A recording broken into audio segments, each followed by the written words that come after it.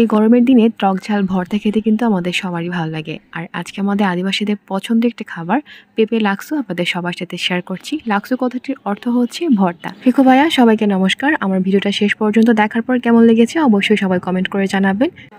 আমার মা আজকে বাজার থেকে এই পেঁপে নিয়ে এনেছে, সঙ্গে করে পাকা তেঁতুল নিয়ে এনেছে।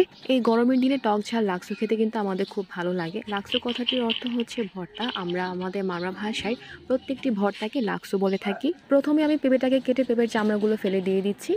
আর বিকেলের দিকে সবাই একসাথে মিলে যখন আমরা ভর্তাগুলো খাই তখন কিন্তু আমাদের বেশ ভালোই লাগে। এছাড়া যারা আমাকে অনেকদিন ধরে ফলো করেন, আপনারা সবাই জানেন আমার একটা পেজ ছিল, সেটা আমার হ্যাক হয়ে গেছে। এখন থেকে ট্রাই করব এই পেজের মধ্যে রেগুলারলি ব্লগগুলো আপলোড করার জন্য। অবশ্যই আপনারা আমাকে সাপোর্ট করবেন।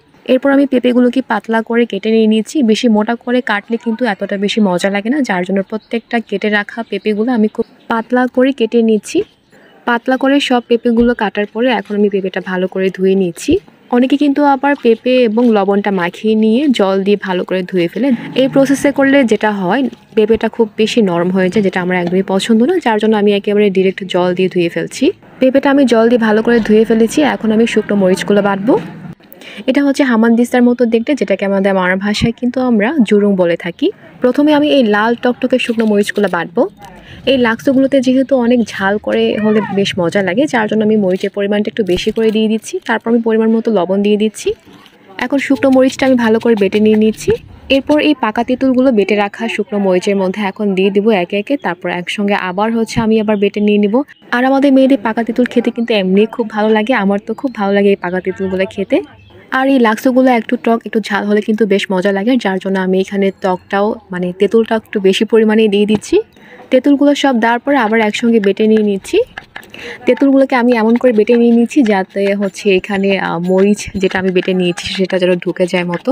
তেঁতুলগুলোকে খুব মিহি করে বাটছি। এই টকের মধ্যে যখন ঝালগুলো ঢুকে যাবে তখন কিন্তু এটার টেস্টটা খুব অন্যরকম হবে। এরপর আমাদের আদিবাসীদের পছন্দের একটা মশলা, সেটা হচ্ছে নাপি। নাপিটা আসলে শুটকির পেস্ট দিয়ে মেক করা। যারা শুটকি পছন্দ করেন তাদের কাছে এটি ভালো লাগবে। এরপর আমি অল্প পরিমাণে জল দিয়ে আস্তে আস্তে করে এটা মাখিয়ে নিয়ে নিচ্ছি। নাপিটা যখন এই শুকনো মরিচের পেস্টের মধ্যে দেওয়া হবে তখন কিন্তু খুব আস্তে করে কিন্তু মাখাতে হবে। নাপিটা মরিচের মধ্যে দেওয়ার পর কিন্তু খুব সুন্দর একটা স্মেল আসে। আমি খুব আস্তে করে এটা মাখিয়ে নিয়ে নিচ্ছি। এরপর মরিচ এবং নাপির মাখানোটা এই কেটে রাখা পেঁপের মধ্যে এটা আমি দিয়ে দিচ্ছি এবং সবগুলো একসাথে কিন্তু এটা মাখিয়ে নিয়ে নিতে হবে। যে কোনো ভর্তায় যখন আমরা এই নাপিটা দিয়ে দিই তখন এমন একটা সুন্দর স্মেলটা আসে, যেটার স্মেলে কিন্তু আমাদের কিন্তু খুব খিদে পেয়ে যায়। যাই হোক, এরপর আমি সব একসাথে এটা খুব ভালো মতো করে মাখিয়ে নিয়ে নিচ্ছি। লবণটা যেহেতু একটু কম হয়েছে, সাথে আমি কিছু লবণটা অ্যাড করে দিয়ে দিয়েছি। সব মাখা শেষে এখন আমরা খেতে বসে পড়েছি। দেখতে পাচ্ছেন যে আমার কাজিনরা সবাই মিলে আমরা খুব মজা করে খাচ্ছি। আর এই লাক্সুগুলো একটু টক একটু ঝাল এবং অনেক মজার কিন্তু একটা খাবার। আর এটা কিন্তু অনেক বাঙালিরা খুব মজা করে কিন্তু খেয়ে থাকে। অনেক বাঙালিদের এটা খুব পছন্দের একটা খাবার। আর সবাই মিলেমিশে এই লাক্সুগুলো খেতে কিন্তু আমাদের খুবই ভালো লাগে।